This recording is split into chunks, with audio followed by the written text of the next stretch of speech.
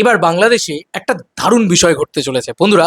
বাংলাদেশে এবার রকস্টার এবং রোহিত বাদ দিয়ে আর কোনো ছবি নাকি রিলিজ করবে না।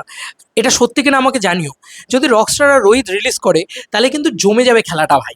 এটা কিন্তু ব্যাপক জিনিস হতে চলেছে।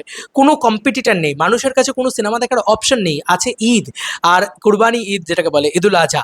এরকম একটা উৎসবের মুহূর্তে মানুষ শুধুই যদি অপশনে পায় দুটো সিনেমা, দুটো সিনেমাই কিন্তু দাপিয়ে ব্যবসা করবে। আর সেখানে মেগাস্টারের সিনেমা আলাদা মাইলেজ তো পাবেই পাবে, সর্ববৃহৎ শো পাবে, সর্ববৃহৎ হল পাবে, সর্ববৃহৎ মাল্টিপ্লেক্স ওনটাও পাবে, কারণ যেহেতু চরকির সাথে কোলাবোরেশন রয়েছে সেই জায়গাটাও কোথাও গিয়ে পেয়ে যাবে। স্টার সিনেপ্লেক্সেরও একটা বড় রকম সাপোর্ট পেয়ে যাবে ছবিটা।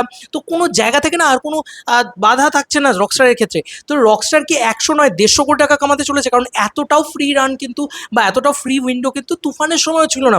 আমার এখনো মনে আছে তুফানের সময়ও কিন্তু আরও আনুষঙ্গিক ছবিগুলোর কোনো হাইপ ছিল না, কিছু ছিল না, কিন্তু ছবি কিন্তু এসছে প্রচুর। মানে এরকম হয়েছে যে আমার যতদূর যা মনে আছে 6 থেকে 8টা বা 9টা এরকম ছবি কিন্তু এসছিল আমার মনে আছে, যেগুলো একটাও ধোপে টিকতে পারেনি তুফানের সাথে, কিন্তু এসছিল কিন্তু তুফানের সময়। এবং তাণ্ডবের সময় দেখো অনেকগুলো ছবি এসছে। তো ছবি কিন্তু অলওয়েজ অনেকগুলো এসছে, ঠিক আছে। এটা কিন্তু প্রথমবারের জন্য একটা ঈদ হতে চলেছে যেখানে রোহিত আসতে চলেছে। রোহিত আমার প্রচণ্ড পছন্দের কন্টেন্ট। আমি যে কন্টেন্টটা দেখেছি আমার আমার এক্সট্রা অর্ডিনারি লেগেছে। রোহিত ব্যাপক মাল্টিপ্লেক্স কালেকশন করবে, কিন্তু রকস্টারও করবে এবং শাকিব খানও করবে। আমার কিন্তু রোহিত নিয়ে, রোহিত কিন্তু কম্পিটিশনেই পড়ে না শাকিব খানের সাথে। আজকে একটা তানিম নূরের ছবি এলে কিন্তু কম্পিটিশনে পড়তো, যে হ্যাঁ ভাই একটা উৎসবের মতন ছবি এসছে, সেটা একটা কম্পিটিশনে পড়বে। কিন্তু এই ছবি কিন্তু কোনো কারণ রোহিত কিন্তু একদমই একটা মাল্টিপ্লেক্স অডিয়েন্স বা সো কল্ড একদম হয় না যে একটা নিশ অডিয়েন্সের জন্য বানানো ছবি।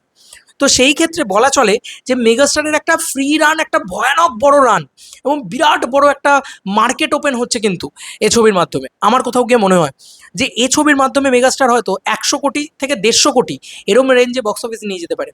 আমি অবাক হয়ে যাচ্ছি ভেবে যে কি ঘটনা ঘটতে চলেছে, তোমরা জাস্ট ভাবো। মানে আমি তো নিজেই অবাক হয়ে যাচ্ছি ভেবে যে এটা কোথায় যেতে চলেছে বাংলাদেশের বক্স অফিসটা। কারণ দেখো, বাঙালির কাছে মাল্টিপল ছবি দেখার অপশন থাকে, তখন বাঙালি একটা ছবিকে একবার দেখে।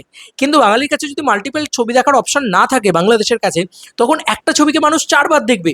কারণ স্বাভাবিক উৎসবের সময় তো মানুষ, ধরো আমি একবার সিনেমাটা একা দেখতে যাবো, আমি আমার বন্ধু বান্ধবদের সাথে দেখতে যাবো, বউয়ের সাথে দেখতে যাবো, আবার কোথাও গিয়ে আমার অফিস কলিগের সাথে দেখতে যাবো, নানান ধরনের সার্কেলের সাথে দেখতে যাবো।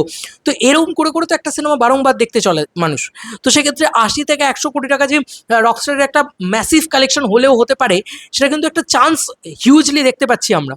পাচ্ছি কি পাচ্ছি না, তাই না? আমি তো দেখতে পাচ্ছি ভাই।